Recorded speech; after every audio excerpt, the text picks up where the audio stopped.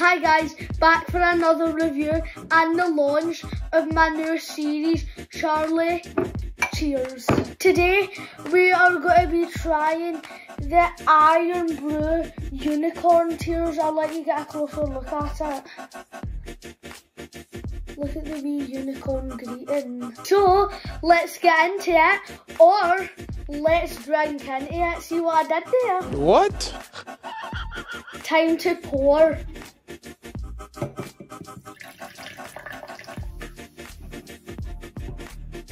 Cheers. That's really good. And do you know what it tastes like? Fruit salads. Irn-Bru Unicorn Tears. I'm going to give that 4.3 out of 5. And it's even sugar free, so I won't be going mental.